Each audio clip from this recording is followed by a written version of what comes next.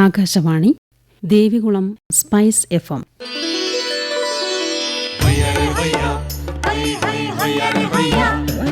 കിസാൻ വാണി.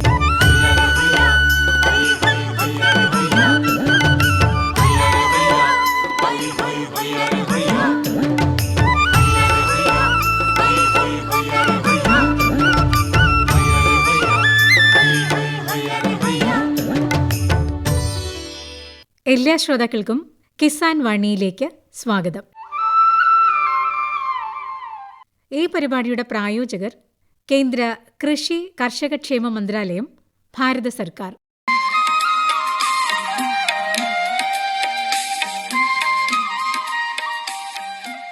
പ്രിയ ശ്രോതാക്കളെ,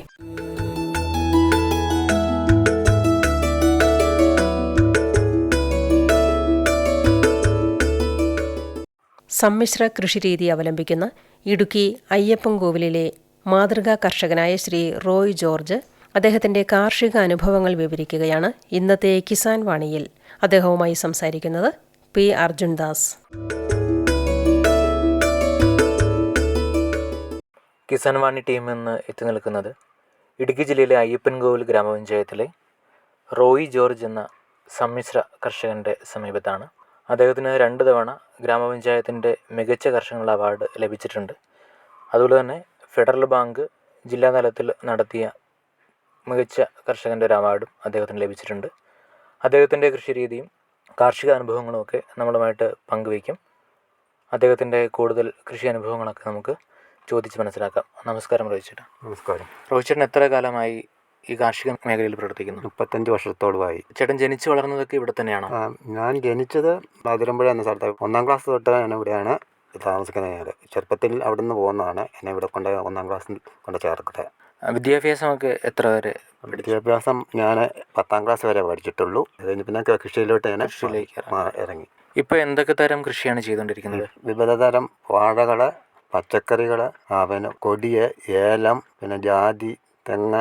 കൂടുതലും പാട്ടത്തിനടുത്താണ് കൃഷികൾ ചെയ്യുന്നത്. 10-15 വർഷത്തോളമായിട്ട് കൃഷി ഇങ്ങനെ പാട്ടത്തിൽ മാറി മാറി ഓരോ സ്ഥലങ്ങളും എടുത്ത് കൃഷി ചെയ്തുകൊണ്ടിരിക്കുകയാണ്. അപ്പം 4 ഏക്കർ സ്ഥലത്തോളം പാട്ടത്തിനെടുത്തിട്ടുണ്ട്.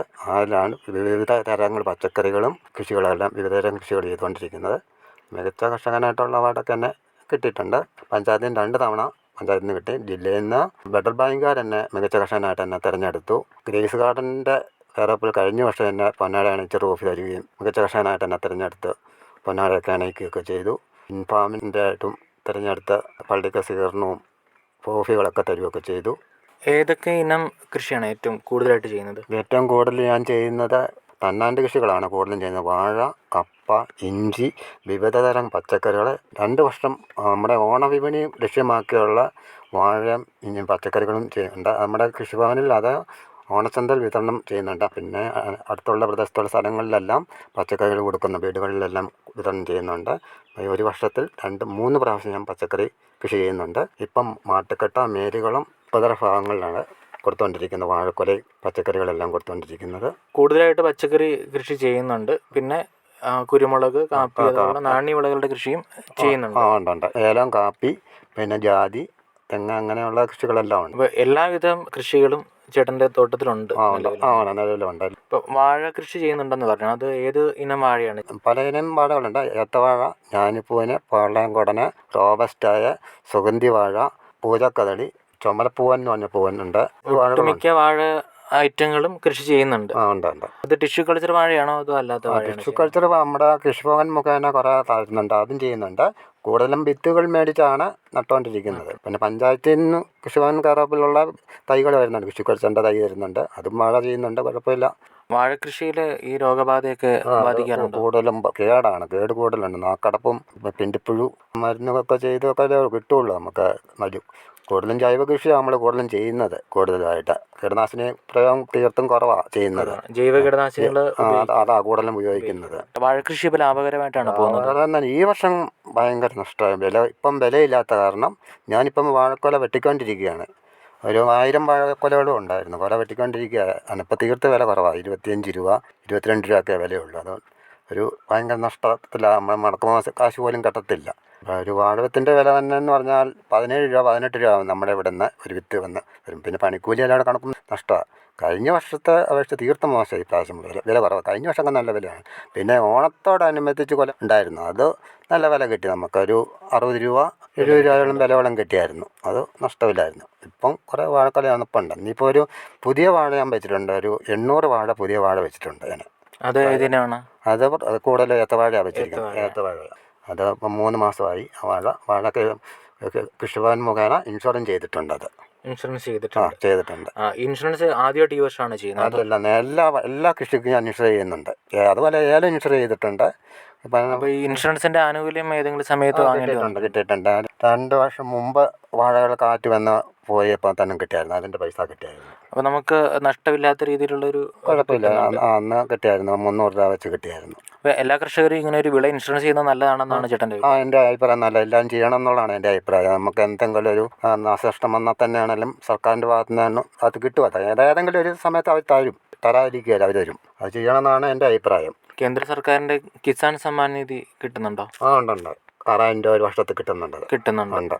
നമ്മുടെ കൃഷിഭവനിൽ നമുക്ക് ആവശ്യമായിട്ടുള്ള നിർദ്ദേശങ്ങളൊക്കെ എല്ലാം കൃഷിഭവനിൽ നിന്ന് വന്നാൽ അവർ വന്ന് നല്ല സപ്പോർട്ടാണ്. അത് നോക്കുക, അവർ പറഞ്ഞു തരികയും എല്ലാം ചെയ്യുന്നുണ്ട്. അതിൻ്റെയൊക്കെ എല്ലാം നമ്മൾ പിടിച്ചിരിക്കുന്നത്. അതുപോലെ സബ്സിഡികൾ തരുന്നുണ്ട്, ഉള്ളതെന്നൊക്കെ തരുന്നുണ്ട്. അപ്പം ഒന്നാമത്തെ കുറവാണ്, എന്നാലും പിന്നെ നമുക്ക് അവർ തരുന്നത് കൊണ്ടൊക്കെ നമുക്കൊരു നല്ല ഒരു പ്രോത്സാഹനമൊക്കെ ഉണ്ട്. തരുന്നുണ്ട് അവർ.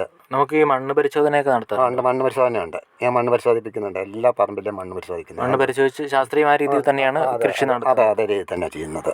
അപ്പോൾ വളപ്രയോഗമൊക്കെ നമുക്കിപ്പോൾ ഈ മണ്ണ് പരിശോധിച്ച് ചെയ്യുന്നതുകൊണ്ട് നമുക്ക് അനാവശ്യമായിട്ടുള്ള ചെലവ് വരാണ്ട് നമുക്ക് നോക്കാൻ പറ്റുന്നുണ്ട്.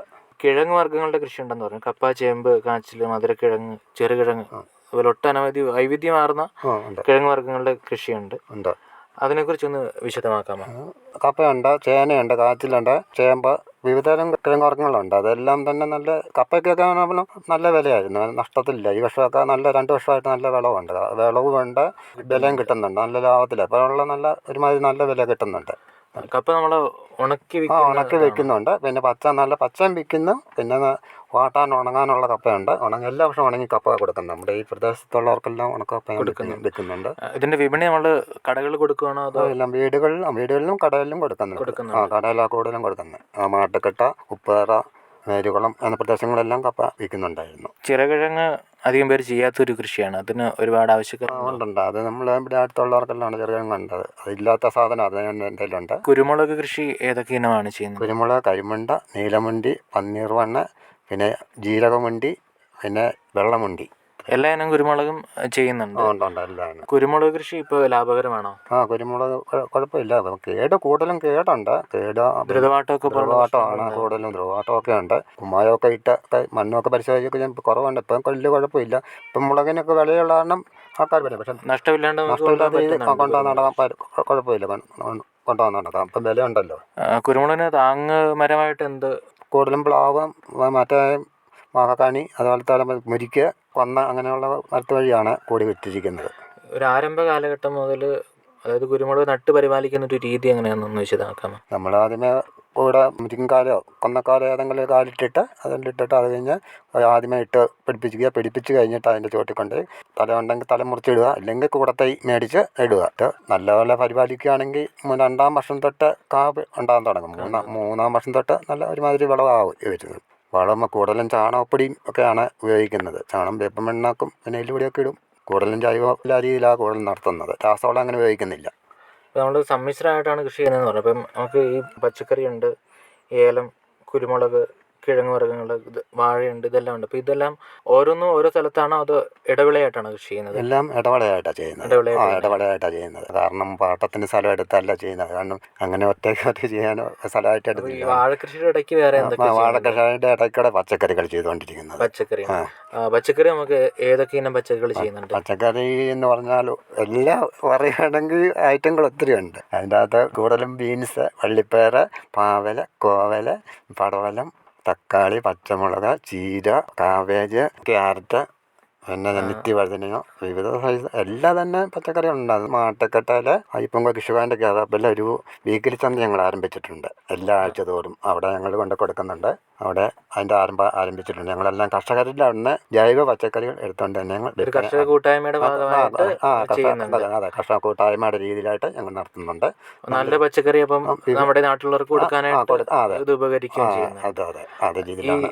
കാരറ്റ് കൃഷി നമ്മുടെ ഈ മേഖലയിൽ അങ്ങനെ കാര്യമായിട്ട് കേട്ടിട്ടില്ല. അതിന്റെ ഒരു കൃഷിയും പരിപാലനം എങ്ങനെയാണെന്ന് വിശദമാക്കാം. വട്ടവട മൂന്നാർ ഭാഗത്ത് കിട്ടുന്ന രീതിയിലുള്ള വിളവ് കിട്ടിയ എല്ലാവരും നമുക്കൊന്ന് കുഴപ്പമില്ലാത്ത വിളവ് കിട്ടുന്നുണ്ട്.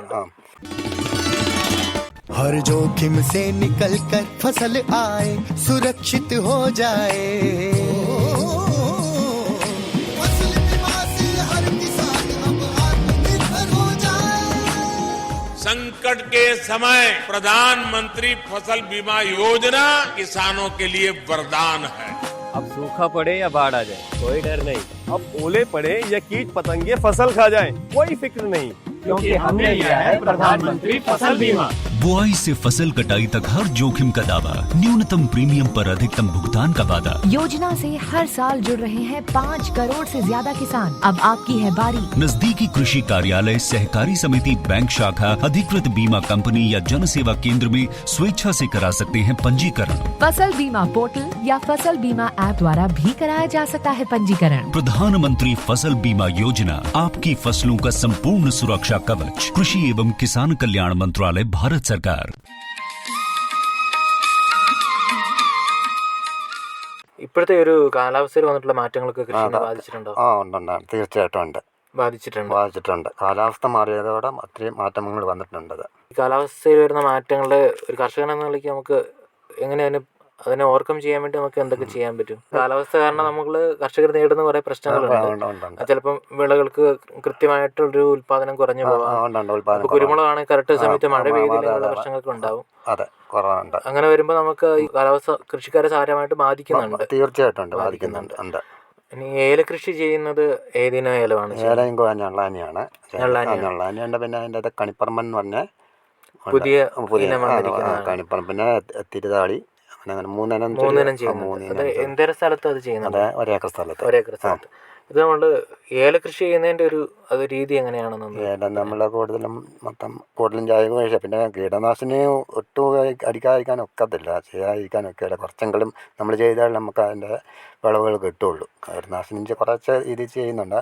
കൂടുതലും ജൈവ വളങ്ങളെല്ലാം ജൈവ വളങ്ങളാണ് കൂടുതലും ചെയ്തുകൊണ്ടിരിക്കുന്നത്. കീടനാശിനി മാത്രം ഈ കീടനാശിനികളോട് ഉപയോഗിക്കുന്നുണ്ട്. തണ്ടുവരപ്പനുള്ളതിനൊക്കെ കീടനാശിനി ഉപയോഗിച്ചില്ലെങ്കിൽ നമ്മളെന്താ ആദായം നഷ്ടപ്പെട്ടു പോകും.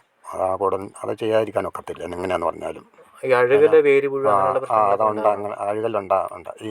ഈ കഴിഞ്ഞ വർഷം എനിക്ക് ഇച്ചിരി അഴുകൽ സംഭവിച്ചായിരുന്നു. മഴ ശകലം കുഴപ്പത്തിന് ഇച്ചിരി ഉണ്ടായി. ഒരു 10-15 ചെടിയോളം പോയി അഴുകൽ. അത് മാറി പിന്നെ കുമ്മായമൊക്കെ ഇട്ട് മണ്ണ് പരിശോധിച്ചൊക്കെ ഇട്ട് കുമ്മായമൊക്കെ ചെയ്ത് ഇപ്പം അത് വേറെ പുതുക്കിയിട്ട് വലിയ കുഴപ്പമില്ലാത്ത രീതിയിൽ ഈ കൃത്യസമയത്ത് ഒരു കുമ്മായത്തിന്റെ പ്രയോഗം നടത്തിയാൽ നമുക്ക് ഇതിനകത്ത് ഈ അഴുകലിൽ പറ്റും. തുരിശൊക്കെ അടിച്ച് നിർത്താൻ മതി. പിന്നെ COC ഒക്കെ കലക്കി ഒഴിച്ചൊക്കെ ഇട്ടാൽ കുഴപ്പമില്ല. ഈ വേനൽക്കാലത്ത് ഏലച്ചെടി നനച്ചു കൊടുക്കേണ്ട ആവശ്യം നമുക്ക് വരുന്നുണ്ടോ? ചെയ്തു കൊടുക്കുകയാണെങ്കിൽ നല്ലത്. അത് നല്ലതാണ്. ചേട്ടന്റെ കൃഷിയിൽ ഉണ്ട്. അതിനെ പടുതാക്കുളമുണ്ട്. വെള്ളം നനയ്ക്കുന്നുണ്ട്. അപ്പോൾ അത് ആഴ്ച ഒരു തവണ വെച്ച് ഈ കണിപ്പറമ്പൻ എന്ന് പറയുന്ന വെള്ളം കുറവ് മതി. വെള്ളം കുറവ്. അതിപ്പം എനിക്ക് അധികം ചെടി അതില്ല, കുറച്ചേ ഉള്ളൂ. ഒരു 10-25 ചെടിയേ ഉള്ളത്. അത് കുഴപ്പമില്ല. അതിന് ഇപ്പം വെള്ളം ആദ്യം കുറച്ച് മതി. എന്നാൽ വലിയ കൂടുതൽ നനയൊന്നും വേണ്ടത്. നമുക്കിപ്പോൾ ഏലച്ചെടി നട്ട് കഴിഞ്ഞാൽ അതിനകത്ത് നമുക്ക് ആദായം എടുക്കാൻ തുടങ്ങണമെങ്കിൽ എത്ര നാൾ വേണം? 2ാം വർഷം തൊട്ട് ആദായം. അത് ഒരു ചെടി നമുക്ക് എത്ര വർഷം വരെ അത് അങ്ങനെ കൊണ്ടു നടക്കാൻ പറ്റും? അത് 13-15 വർഷം വരെ നടക്കാം. നല്ല വിളവ് കിട്ടുന്ന ഉപയോഗിക്കാനായിട്ട് പറ്റും. പക്ഷെ അതുപോലെ നമ്മൾ പണിയും ചെയ്യാം. അതേ രീതി പരിപാലിക്കുന്നതനുസരിച്ച് നമുക്ക് ഏലം ഉണങ്ങി പ്രോസസ് ചെയ്യുന്ന പരിപാടിയൊക്കെ ഇവിടെ അടുത്ത് തന്നെ ലഭ്യമാണോ? ഉണ്ട്. അടുത്ത് തന്നെ അവിടെ ഉണ്ട്. ചേട്ടൻ സാധാരണ ഏലക്ക ഉണങ്ങിയിട്ട് തന്നെയാണോ? അതെ. പിന്നെ ഇടയ്ക്ക് അത്യാവശ്യമൊക്കെ പച്ച വിൽക്കുന്നുണ്ട്. കൂടുതലും ഉണങ്ങിയാണ് കൊടുക്കുന്നത്. ജാതി ഗ്രാമ്പു അങ്ങനെയുള്ള കൃഷികളുണ്ടെന്ന് അതാണ് ഗ്രാമ്പൂം ജാതിയും ഉണ്ട്. അത് കായ്ക്കാൻ തുടങ്ങിയില്ല, തൈയാണ്. തൈകളാണ്. അത് എത്ര വർഷം ആകുമായിരിക്കും നമുക്ക്? ജാതി കായ്ക്കണ ഒരു 8 വർഷമൊക്കെ അത്ര എടുക്കും. നമ്മുടെ ഒരു ഈ മേഖലയിൽ ജാതി കൃഷി അങ്ങനെ കാര്യമായിട്ട് കാണുന്നില്ല. കാര്യമായിട്ടില്ല. അപ്പൊ അങ്ങനെ ഒരു ജാതി കൃഷി തുടങ്ങണം എന്നൊരാഗ്രഹം വരാനുള്ള കാരണം എല്ലാവരും ജാതി കൃഷിയൊക്കെ കണ്ട് കാഴ്ച കിടക്കുന്ന കാരണം അങ്ങനെ തോന്നി വെച്ചിട്ടുണ്ടാണ്. ഇപ്പം 3 വർഷം ആയതേ ഉള്ളൂ തൈ വെച്ചിട്ട്. 3 വർഷമായിട്ടുള്ളൂ. ഇഞ്ചി കൃഷി ചെയ്യുന്നുണ്ടെന്ന് ഇഞ്ചി അത് വിപുലമായിട്ട് ചെയ്യുന്നുണ്ട്. വിപുലമായുണ്ട് ഇഞ്ചിയാണ് ഒരു 35 വർഷമായിട്ട് എനിക്ക് മുടങ്ങാതെ ചെയ്യുന്നുണ്ട്. ഇഞ്ചി കൃഷി ഇപ്പോഴത്തെ ഒരു വിലയൊക്കെ വെച്ച് ലാഭകരമാണ്. ലാഭകരമാണ്. ഈ വർഷം ലാഭകരം. കഴിഞ്ഞ വർഷം ഞാൻ ഇഞ്ചി ആർക്കും വേണ്ടായിട്ട് ഒരു മാട്ടുക്കെട്ട് എന്നൊരു കടലൊക്കെ കൊണ്ട് കെട്ടിയേപ്പിക്കുകയായിരുന്നു. കാരണം നമുക്ക് കിട്ടിയത് 45 രൂപയാണ് കിട്ടിയത്. ഒരു പാട്ട ചാണകപ്പൊടി വേണമെങ്കിൽ 50 രൂപ മുടക്കുന്നുണ്ട്. അപ്പം പരാജയമായി. എന്നാലും ഞാൻ അതിൽ നിന്ന് എല്ലാ വർഷവും കുറച്ച് ഈ വർഷം ഇച്ചിരി കുറച്ചു, എന്നാലും എല്ലാ വർഷവും എനിക്ക് ഇഞ്ചി കൃഷി വിപുലമായിട്ട് തന്നെ ചെയ്യുന്നുണ്ട്. അത് ചുക്കാക്കുന്ന പ്രക്രിയ ചെയ്യാറുണ്ട്. ചുക്ക് ആദ്യമൊക്കെ ഉണ്ടായിരുന്നു, ഇപ്പം ഇല്ല. എല്ലാം കൂടുതലും പച്ച കൊടുക്കുക. കമുക്, തെങ്ങ് അങ്ങനെയുള്ള കൃഷി ഉണ്ട്. കമുകും തെങ്ങൊക്കെ ഉണ്ട്. തെങ്ങ് അധികമില്ല. തെങ്ങിനെല്ലാം ഇപ്പം മൊത്തം കേടാണ്. നമുക്ക് ആവശ്യമുള്ള തേങ്ങ അല്ല മേടിക്കണം. കമുകും ഒരുപാട് അതില്ല, അങ്ങനെ കുറച്ചുണ്ട്. അതിന്റെ ഒരു കൃഷി ലാഭകരമാണോ? ഇപ്പം പാക്കിന് വിലയുള്ള കാരണം കുഴപ്പമില്ല. നല്ല വിലയുണ്ടല്ലോ ഇപ്പം, കുഴപ്പമില്ലാതെ.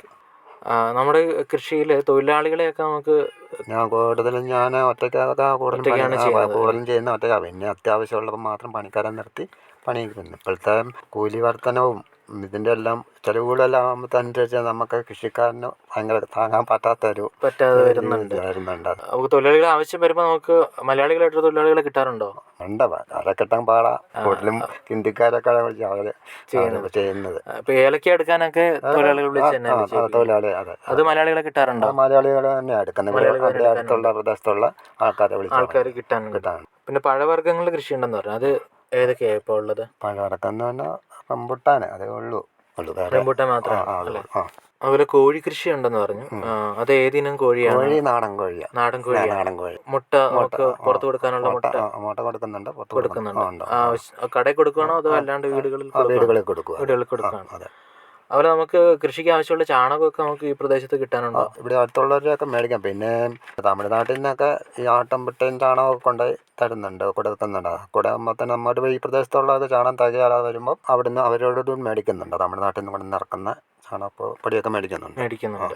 ഈ 35 വർഷമായിട്ട് കൃഷി ചെയ്യുന്ന ഒരാളെന്ന നിലയ്ക്ക് കൃഷി ഒരു ആശ്വാസകരമായിട്ടുള്ള ഒരു ജീവിതമാർഗ്ഗമാണ്. അതെ, തീർച്ചയായിട്ടും. അതെ, അതുകൊണ്ടാണ് കാര്യങ്ങളെല്ലാം നടന്നു പോകുന്നത്. നമ്മൾ ഭംഗിയായിട്ട് ചെയ്യുകയാണെന്നുണ്ടെങ്കിൽ വലിയ നഷ്ടമില്ലാതെ ചെയ്യാൻ പറ്റും. ഒരു കുഴപ്പമില്ല. പിന്നെ ഈ പറഞ്ഞ പോലെ എല്ലാ തരം വിളകളും ചെയ്യുന്നത് കൊണ്ട് ഏതെങ്കിലും ഒരെണ്ണത്തിന് ഏതെങ്കിലും ഒരെണ്ണത്തിന് വില കുറവാണെന്ന് പറഞ്ഞാൽ നമുക്ക് പിടിച്ചു നിൽക്കാൻ പറ്റുന്നുണ്ട്. ഏലത്തിന്റെ ഒരു വിലയൊക്കെ വെച്ച് ഏലകൃഷിയുടെ എങ്ങനെ ലാഭകരമാണോ? കുഴപ്പമില്ല. ഇപ്പോഴത്തെ രീതി അനുസരിച്ച് എന്നാലും പോരായ. പിന്നെ അതിന്റെ മുടക്കനുസരിച്ച് പറയുകയാണെങ്കിൽ പോരായ. ഒരു ഏറ്റവും കുറഞ്ഞ ഒരു 2000 രൂപ എങ്കിലും ഒരു കിലോ കിട്ടിയാലേ നമുക്ക് അത്രേ ഉള്ളൂ. തീർച്ചയായിട്ടും അത്രേ ഉള്ളൂ. ഇപ്പൊ കഴിഞ്ഞ വർഷത്തെ വെച്ച് നോക്കുമ്പോൾ കുറച്ചുകൂടെ ലാഭകരമാണെന്ന് പറയാൻ പറ്റും. കീടബാധയാണ് നമുക്ക് പ്രശ്നമുള്ളൂ. ഈ തണ്ടുതിരപ്പൻ അല്ലാണ്ട് നമുക്ക് കായ്ക്ക് ചൊറി ഉണ്ടാവുക അങ്ങനെയുള്ള പ്രശ്നങ്ങളൊക്കെ നമ്മുടെ തോട്ടത്തിൽ ഉണ്ടാകുന്നുണ്ടോ? അങ്ങനെ ഇതുവരെ ഇല്ല. മരുന്ന് കറക്റ്റായിട്ട് ഉപയോഗിക്കുന്നതുകൊണ്ട് വരാണ്ട് പോകുന്നതാണ് അല്ലേ? കുഴപ്പമില്ലാതെ. പച്ചക്കറികൾ ഒരുപാട് ചെയ്യുന്നുണ്ടെന്ന് പറഞ്ഞു. നമുക്കറിയാം ഈ പച്ചക്കറി ഇപ്പോൾ നമ്മുടെ കേരളത്തിലെ ഒരു അവസ്ഥ നോക്കി കഴിഞ്ഞാൽ പച്ചക്കറി നമ്മൾ തമിഴ്നാട്ടിൽ നിന്നും അല്ല അന്യ സംസ്ഥാനത്തു നിന്നും കൊണ്ടുവരികയാണ്. എല്ലാ വീട്ടിലും നമ്മൾ വിചാരിച്ചു കഴിഞ്ഞാൽ ചെറിയൊരു അടുക്കളത്തോട്ടം നമുക്ക് ആവശ്യമുള്ള ഒരു പച്ചക്കറി ഉണ്ടാക്കിയെടുക്കാൻ പറ്റും. അപ്പോൾ അത് ഒരു വീട്ടിലൊരു ചെറിയൊരു പച്ചക്കറി തോട്ടം ഉണ്ടാക്കണമെങ്കിൽ നമുക്ക് ചെയ്യാൻ പറ്റുന്നത് ഏതൊക്കെ പച്ചക്കറിയാണ്, അതെങ്ങനെ പരിപാലിക്കണമെന്നൊന്ന് വിശദമാക്കാമോ? ബീൻസ്, വള്ളിപ്പയർ അങ്ങനെയൊക്കെ ഉള്ളതൊക്കെ കൂടുതലും നമ്മുടെ വീടിൻ്റെ പരിസരത്തൂടെയൊക്കെ ചെയ്യുന്ന പഴുതന, തക്കാളിയൊക്കെ ചെയ്യുകയാണെങ്കിൽ കുഴപ്പമില്ല. അതൊക്കെ വലിയ ഇച്ചിരി കേട് കുറവാണ്. എന്നാലും നമ്മൾ ഇച്ചിരി ജൈവ കീടനാശിനിയൊക്കെ അയച്ചു കൊടുത്താൽ കുഴപ്പമില്ല. എന്നാലും നമ്മുടെ അവിടുത്തെ തമിഴ്നാട്ടിൽ അത്രയും പറഞ്ഞാൽ അതേ രീതിയിലുള്ള ഉൽപ്പാദനം കിട്ടിയല്ല. എന്നാലും നമുക്ക് ന്യായമായ രീതിയിലൊക്കെ ഉണ്ടാകുന്നുണ്ട്. ഒരു കുഴപ്പമൊന്നുമില്ല. ഇപ്പോഴത്തെ സംബന്ധിച്ച് പറഞ്ഞാൽ പച്ചക്കറിക്കൊക്കെ ഒരുമാതിരി വിലയുള്ള കാരണം നമുക്ക് പുറത്ത് വിറ്റാലും നമ്മുടെ നാടൻ പച്ചക്കറിക്ക് വിൽക്കാൻ ഡിമാൻഡ് കൂടുതലും ഉണ്ട്. നല്ല ജൈവ രീതിയിൽ ജൈവ രീതിയിൽ കീടനാശിനികൾ ഉപയോഗിക്കാണ്ട് ഉപയോഗിക്കാതെ ചെയ്യുന്ന കാരണം നല്ല എല്ലാവർക്കും അത് പിടിച്ച് പറിച്ച് മേടിച്ചുകൊണ്ട് പോയിക്കോളും ആൾക്കാർ. മേടിച്ചോണ്ട് പോകുന്നുണ്ട്. ആ ഉണ്ട്. ചേട്ടന്റെ ഒരു അനുഭവത്തിൽ നമ്മുടെ ഒരു കാർഷിക വിപണിയിൽ അങ്ങനെ ഒരു ജൈവ രീതിയിൽ ഉണ്ടാക്കിയെടുത്ത പച്ചക്കറിക്ക് ഡിമാൻഡ് കൂടുതലുണ്ട്. ഡിമാൻഡ് കൂടുതലുണ്ട്. അത് ഞാൻ കൊടുക്കുന്നുണ്ട്. അത് നേരത്തെ കട്ടപ്പന എന്ന പ്രദേശത്ത് വീക്കേഴ്സ് ചെയ്ത് അത് രീതി കൊടുത്തുകൊണ്ടിരുന്നതാണ്.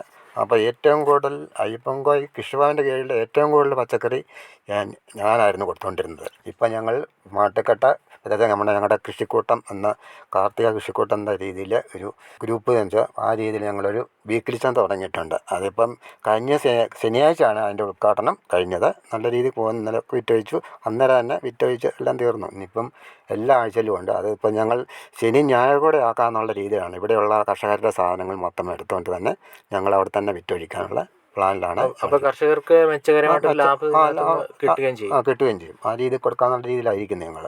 ഇപ്പോൾ നമ്മുടെ ഒരു യുവതലമുറ കൃഷിയിലേക്ക് വരുന്നില്ല, പഴയ ആളുകൾ തന്നെയാണ് കൃഷിയുണ്ട്, അങ്ങനെ ഒരു ഇത് യുവതലമുറ പുറത്തേക്ക് പോകുന്ന അങ്ങനെ ഒരു ഇത് കാണുന്നുണ്ട്. തീർച്ചയായിട്ടും. അങ്ങനെ ഒരു യുവതലമുറയോട് ചേട്ടനൊരു കർഷകൻ എന്ന നിലയിൽ എന്താണ് പറയുക? എനിക്ക് പറയാനുള്ള അവരോടൊക്കെ പറഞ്ഞവർ കൃഷിയിലേക്കും തിരിഞ്ഞില്ലെങ്കിൽ നമ്മുടെ ഇവിടെ ദാരിദ്ര്യം കൂടിക്കൊണ്ടിരിക്കും. കാരണം ഭക്ഷണം സാധനങ്ങളൊക്കെ കിട്ടാതെ വരുമ്പോൾ തന്നെ നമ്മൾ അന്യ സംസ്ഥാനങ്ങളെയും രാജ്യങ്ങളെയൊക്കെ സമീപിക്കേണ്ട ഒരു ഗതികേട് വരും. അത് ഇപ്പോഴത്തെ തലമുറ കൂടെ ചെയ്യുക എന്നുള്ളതാണ് എൻ്റെ അഭിപ്രായം. പറയാൻ കൂടുതലും വിദ്യാഭ്യാസം ചെയ്തോ അതിൻ്റെ കൂടെ തന്നെ കൃഷി കൂടെ ചെയ്ത് മുന്നോട്ട് നീങ്ങണം എന്നുള്ളതാണ് എനിക്ക് പറയാനുള്ളത്. മറ്റൊരു ജോലിയുള്ള ഒരാൾക്കും അത്യാവശ്യം കൃഷിയിലൂടെ അതിനുള്ളൊരു സമയം കണ്ടെത്തുക എന്നുള്ളതാണ്. അതെ, തീർച്ചയായിട്ടും അങ്ങനെ ചെയ്യണം എന്നാണ് പറയുന്നത്. അങ്ങനെ ചെയ്തെങ്കിൽ മാത്രമാണ് നമുക്ക് ഒരു ഭക്ഷ്യസുരക്ഷയിലേക്ക് നമുക്ക് എത്തിപ്പെടാൻ പറ്റുള്ളൂ. അത്രേ ഉള്ളൂ. വീട്ടിൽ ആരൊക്കെയുണ്ട്? വീട്ടിലെ ഭാര്യ, 2 പിള്ളേർ, ഒരു മോനും ഒരു മോളും ഉണ്ട്. വീട്ടിലെല്ലാവരും കൂടെ ഈ കൃഷിയുടെ ഭാര്യയും ഉണ്ട്. ഭാര്യയും ഞാനിവിടെ ചെയ്യുന്ന പിള്ളേരെ ജോലിയിലാണ്. മക്കൾ എന്തൊക്കെ ജോലി ചെയ്യുന്നത്? ഒരാൾ കോരട്പൂർ UP കോരട്പൂരിലെ ഹോസ്പിറ്റലിൽ അക്കൗണ്ടിങ് ആയിട്ടാണ്. പിന്നെ ഒരാൾ എറണാകുളത്തെ SML എന്ന് പറഞ്ഞ ഫിനാൻസ് എന്ന് പറഞ്ഞ അവിടെ അക്കൗണ്ടായിട്ട് ജോലി ചെയ്യുന്നു. കർഷകൻ എന്ന നിലയിൽ ചേട്ടൻ്റെ ഒരു കാർഷിക ജീവിതം വളരെ സന്തോഷകരമായിട്ട് മുന്നോട്ട് പോകുന്നുണ്ട്. ഉണ്ട്, തീർച്ചയായിട്ടും ഉണ്ട്. ഇത്രയും നേരം കിസാൻ വാണിയോട് സംസാരിച്ചത് അയ്യപ്പൻകോവിൽ ഗ്രാമപഞ്ചായത്തിലെ റോയി എന്ന കർഷകനാണ്. അദ്ദേഹം ഒരു മാതൃകാ കർഷകനാണ്. നിരവധി തവണ മികച്ച കർഷകനുള്ള അവാർഡ് കിട്ടിയിട്ടുള്ള ആളാണ്. ഇത്രയും നേരം കിസാൻ വാണിയുടെ ശ്രോതാക്കൾക്ക് വേണ്ടി അദ്ദേഹത്തിൻ്റെ സമയം നമുക്ക് തന്നതിന് കിസാൻ വാണിയുടെ പേരിലുള്ള നന്ദി അറിയിക്കുന്നു. നന്ദി. ഇടുക്കി അയ്യപ്പൻകോവിലിലെ സമ്മിശ്ര കർഷകനായ ശ്രീ റോയ് ജോർജുമായി ഇതുവരെ സംസാരിച്ചത് ശ്രീ അർജുൻ ദാസ്. പ്രധാനമന്ത്രി കിസാൻ സമ്മാൻ നിധി ഈ പദ്ധതിയിൻ കീഴിൽ 2 ഹെക്ടർ വരെ കൈവശ ഭൂമിയുള്ള കർഷക കുടുംബത്തിന് 6000 രൂപ പ്രതിവർഷം നൽകുന്നതായിരിക്കും. അർഹരായ കർഷകർക്ക് 2000 രൂപ വീതം 3 തവണകളായി നേരിട്ട് അവരുടെ അക്കൗണ്ടിൽ നിക്ഷേപിക്കുന്നതായിരിക്കും. ഈ ചെറുകിട നാമമാത്ര കർഷക കുടുംബങ്ങളെ സംസ്ഥാന സർക്കാർ തെരഞ്ഞെടുത്തുകൊണ്ടിരിക്കുകയാണ്. ഈ പദ്ധതിയുടെ മുഴുവൻ ചെലവും ഭാരത സർക്കാരാണ് വഹിക്കുന്നത്. പ്രധാനമന്ത്രി കിസാൻ സമ്മാൻ നിധി കർഷകരുടെ കൃഷിപരമായ പുതിയ അഭിമാനം. കൃഷി കർഷക ക്ഷേമ മന്ത്രാലയം, ഭാരത സർക്കാരിൽ നിന്ന് ജനതാൽപര്യാർത്ഥം. കിസാൻ വാണിയിൽ ഇനി കാർഷിക അറിവുകൾ. ഗ്രാമ്പുവിൻ്റെ ഔഷധ ഗുണങ്ങൾ. ഔഷധ പെരുമയേറിയ സുഗന്ധവിളകളിലൊന്നാണ് ഗ്രാമ്പു. സുഖകരമായ നറുമണമാണ് ഗ്രാമ്പുവിൻ്റേത്. ഗ്രാമ്പുവിനെ സുഗന്ധപൂരിതമാക്കുന്നത് അതിലടങ്ങിയിരിക്കുന്ന യൂജിനോൾ എന്ന ഘടകമാണ്. ഗ്രാമ്പു മൊട്ടുകൾ ഉണക്കിയെടുത്താണ് വിവിധ ആവശ്യങ്ങൾക്ക് ഉപയോഗിക്കുന്നത്. ഗ്രാമ്പു മൊട്ടിനു പുറമെ ഇല, കായ്, തൊലി, വേര് എന്നിവയും ഔഷധയോഗ്യമാണ്. ദേവപുഷ്പ, വരാള, ലവംഗ, ഭൃംഗം, ശ്രീപ്രസൂനകം എന്നീ പേരുകളിലാണ് ആയുർവേദത്തിൽ ഗ്രാമ്പുവിനെ അറിയുക. ഏറെ പോഷകപ്രദവും ആൻറ്റി ഓക്സിഡൻറ്റുകളുടെ കലവറയുമാണ് ഗ്രാമ്പു. അന്നജം, നാരുകൾ, മാംഗനീസ്, ജീവകം K, ജീവകം C ഇവ ഗ്രാമ്പുവിൽ അടങ്ങിയിട്ടുണ്ട്. ഇതിലടങ്ങിയിരിക്കുന്ന ജീവകം C ബലവും പ്രതിരോധ ശക്തിയും നൽകും. നാരുകളാകട്ടെ കുടലിൻ്റെ ആരോഗ്യം മെച്ചപ്പെടുത്തും. ഒപ്പം കുടൽ സ്ഥലത്തെ സംരക്ഷിക്കുകയും ചെയ്യുന്നു. എല്ലിൻ്റെ ആരോഗ്യത്തിന് ഗുണകരമാണ് ഇതിലടങ്ങിയിരിക്കുന്ന മാംഗനീസ്. പല്ലുവേദനയ്ക്കും ഉത്തമ ഔഷധമാണിത്. ബാക്ടീരിയയ്ക്കെതിരെ പ്രവർത്തിക്കുന്നതിനാൽ പല്ലിൻ്റെ ആരോഗ്യ സംരക്ഷണത്തിന് ഗ്രാമ്പു ഗുണം ചെയ്യും. കൂടാതെ ഗ്രാമ്പുവിലെ യൂജിനോൾ ഘടകം ഫ്രീ റാഡിക്കലുകളുടെ ആക്രമണത്തെ ചെറുക്കുകയും ചെയ്യുന്നു.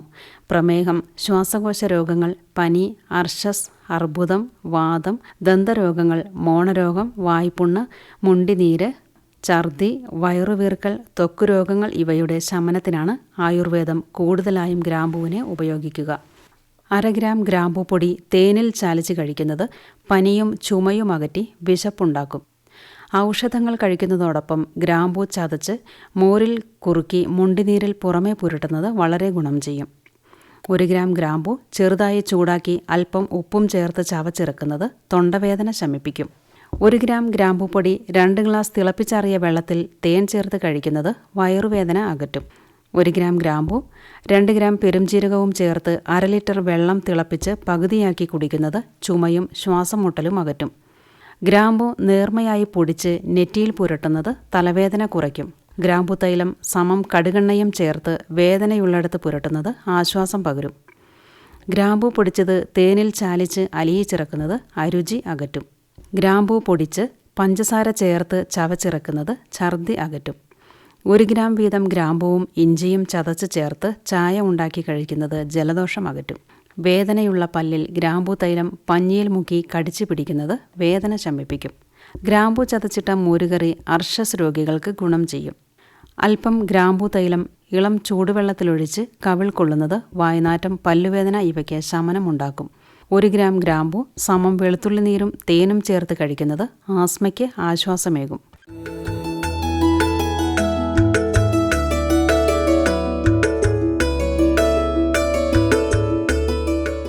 കേന്ദ്ര സർക്കാരിന്റെ വികസിത് ഭാരത് സങ്കല്പ യാത്ര ഇടുക്കിയിലെ രാജകുമാരി ഗ്രാമപഞ്ചായത്തിലെത്തിയപ്പോൾ നിരവധി ഗുണഭോക്താക്കൾ പരിപാടിയിൽ പങ്കെടുത്തു. രാജകുമാരി നടുമറ്റം സ്വദേശിനിയായ അനീഷ റെജി യൂണിയൻ ബാങ്ക് രാജകുമാരി ശാഖയിൽ നിന്നും PM മുദ്ര വായ്പ നേടി ഒരു സംരംഭം നടത്തുന്നയാളാണ്. VK അഗ്രോ സൊല്യൂഷൻസ് എന്ന പേരിൽ വളങ്ങളും കീടനാശിനികളും വിൽക്കുന്ന ഒരു സ്ഥാപനമാണ് നടുമുറ്റത്ത് അനീഷ ആരംഭിച്ചത്. മേരി കഹാനി മേരി ജുവാനി പരിപാടിയിൽ അനീഷ തന്റെ വിജയകഥ പങ്കുവച്ചു. എൻ്റെ പേര് അനീഷ റെജി. ഞാൻ നടുമുറ്റത്ത് VK അഗ്രോ സൊല്യൂഷൻസ് എന്ന പേരിൽ ഒരു വളം കീടനാശിനി നടത്തുന്ന സ്ഥാപനത്തിൻ്റെ ഉടമയാണ്. നമ്മുടെ വികസിത ഭാരതം എന്ന യാത്ര നമ്മുടെ രാജകുമാരി ഗ്രാമപഞ്ചായത്തിൽ എത്തിച്ചേർന്നതിൽ എനിക്ക് വളരെയേറെ സന്തോഷമുണ്ട്. ഞാൻ എൻ്റെ പ്രസ്ഥാനം ആരംഭിക്കുന്നതിൻ്റെ മുന്നോടിയായിട്ട് മുദ്രാ ലോൺ എടുത്തതിന് ശേഷമാണ് എനിക്കിത് ആരംഭിക്കാൻ കഴിഞ്ഞത്. എനിക്ക് ഈ ലോൺ ആ സമയത്ത് വളരെയധികം പ്രയോജനപ്രദമായി. ഞാനിന്ന് അതുകൊണ്ടാണ് എൻ്റെ ജീവിതം മുന്നോട്ട് നയിക്കുന്നത്. എൻ്റെ ബാങ്കിൻ്റെ മാനേജർ എന്നെ നല്ല രീതിയിൽ അതിന് സഹായിച്ചു. എന്തൊക്കെ സഹായം ആവശ്യമായിട്ട് വന്നോ അതിലെനിക്ക് പറഞ്ഞ് തരികയും ബാങ്കിൽ നിന്നുള്ള എല്ലാ പ്രചോദനം എനിക്ക് തരികയും കാര്യങ്ങൾ നടന്ന് എത്രയും പെട്ടെന്ന് 1 ഡേക്കുള്ളിൽ എനിക്ക് ലോൺ സാങ്ഷനാക്കി തരികയും ചെയ്തു. എനിക്ക് എൻ്റെ പ്രസ്ഥാനം മുന്നോട്ട് കൊണ്ടുപോകുന്നതിൽ മുദ്രാ ലോൺ കിട്ടിയതിൽ ഞാനിന്ന് ഏറെ അഭിമാനിക്കുന്നു. എൻ്റെ ജീവിതം ഇന്ന് വളരെ സന്തുഷ്ടമായി പോയി. സഹകരണത്തിൻ ബലത്തിൽ വികാസത്തിനു ചുവടുവയ്ക്കാം.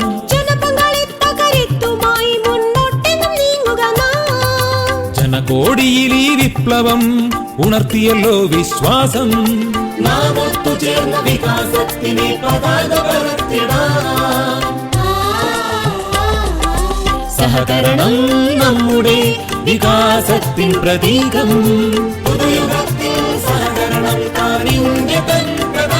കൃഷി മന്ത്രാലയം, ഭാരത സർക്കാരിൽ നിന്ന് ജനതാൽപര്യാർത്ഥം.